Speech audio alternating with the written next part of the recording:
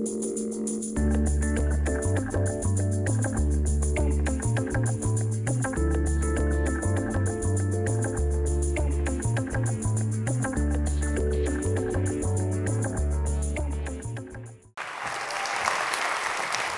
everyone.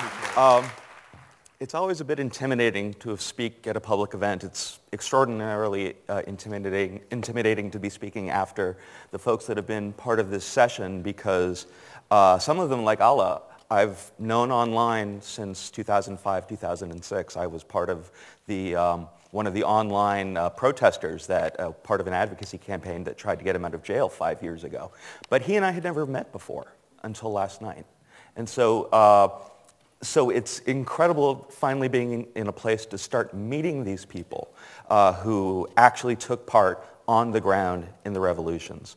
I'm sure some of them I'll never meet. There have just been too many of them, literally all over the region.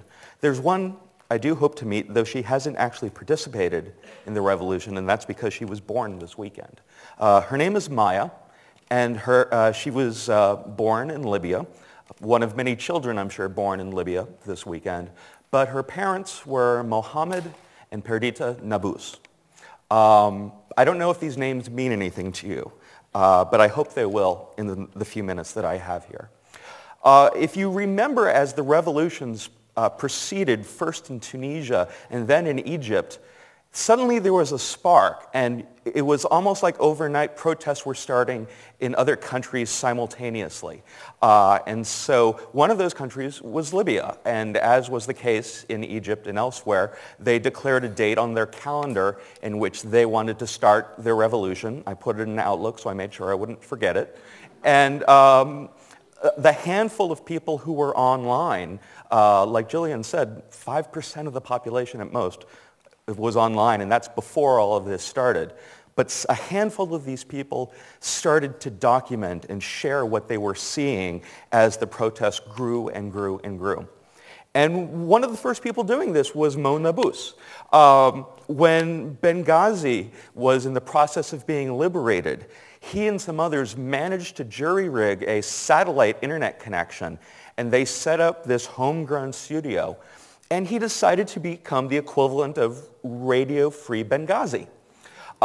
He used Livestream, the service livestream.com, and every day for hours at a time, you would see him sitting there with headphones or a mobile phone in his ear, talking to people all over Libya, repeating firsthand accounts as to what they were seeing and what they were experiencing.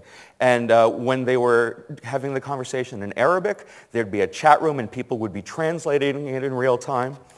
As time passed, he got more involved. He started producing videos in which he spoke directly to camera, demanding that the world take notice of what was going on in Libya. And they started to. Over a period of weeks, it became pretty clear that the West was going to get involved. Early the morning, the day NATO decided to start their attack campaign, Mo decided to go out because Gaddafi had promised a ceasefire that would have started the day before, and he wasn't convinced it was happening. In fact, he heard rockets landing in the southern part of Benghazi. And so I recall 1 a.m. East Coast time here in the US, listening to him drive around, talking in his phone, and the phone being picked up on live stream as he tried to find the bombing site. I probably stayed up until 2 a.m. as he was figuring this out, but it was still too dark there. It was just, the dawn was rising, basically. So I went to bed.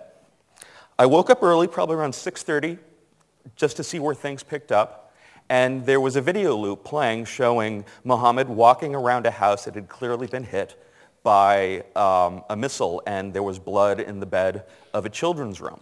And so a horrible situation, but nonetheless, he'd gotten the story. He had recorded it. And you just knew within moments that that video was going to be picked up by CNN and every other news network as one of the latest videos coming out of Libya. But then I started getting tweets from people asking me, is it true Mohammed is dead? Did you hear Mo died last night? And I started saying, what are you talking about? I talked to him 4 or 5 hours ago. I was listening to him live. He's not dead. And then I looked through the archive of what had been posted the hour before that, and it was the voice of his wife, Perdita, explaining that he had been killed in those 4 or 5 hours that I slept. And in fact, he streamed his own death.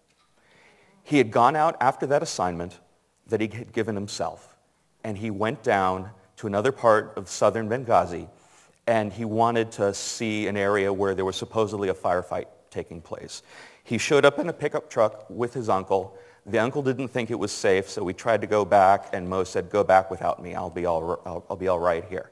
And in the stream, it's only audio, there's no video, because he was doing it through his phone. You hear bullets flying back and forth, and he is narrating it like he was going into D-Day, like the best reporters of the 1940s would, play by play what was going on. And then all of a sudden you hear a zip sound, and it goes dark. Absolute silence. As far as we can tell, that captured the moment he died. What's most amazing about this story, Mo Nabous, literally probably the first person in several generations in Libya to be an independent journalist in that country. There were others at this point, of course. People had started picking up on Twitter, and other citizen journalism groups had started in Misrata and the Nafusa Mountains and elsewhere, but he was the first one, and he was now dead. And his wife had to announce this on the stream, and when she announced it, obviously you could hear the pain in her voice, but as that pain transmitted itself all over the world, you could hear this sense of defiance and solidarity. And in fact, she said she was going to take over Mo's job. She was almost 8 months pregnant at this point. They knew that they were going to have a first child. They had fortunately selected a name already. But she would use every bit of time that she could until she would deliver the baby to run the station that he had set up. And so day after day after day over the last several months, 2.5 months, Perdita has been doing exactly the same thing he did, translating what people were telling them over phone and via text messaging, taking questions from all over the world, organizing volunteers to do the translations in real time. Now, I'm sure a lot of you probably thought I was going to talk about the work I've been doing, because I've been very active on Twitter over the last 6 months. I never expected to be doing this. If you had talked to me in November of last year, I assumed I'd be working on some ridiculous social media project that I usually would be doing at NPR. But somehow I got hooked into it. I cared too much about Tunisia. I cared too much about Egypt to ignore it. And so I tweeted and tweeted and tweeted until it basically became a full-time job for me. But I just wanted to make a point that what I'm doing pales in comparison, is an absolute joke in comparison to the Mo Nabouses of the world and the Perdita Nabouses of the world, and to all the people in Libya who were tweeting up until the beginning of March and suddenly vanished because the internet got shut off. Of all those sources I had since then, I've only been able to track down one of them. I can only hope they're still alive. Whether they are or not, like Mo, Perdita, and the rest of them, they have provided a service not only for their country, but for the rest of us, to show how a group of people with no media training whatsoever can become the voices of their country. Thank you.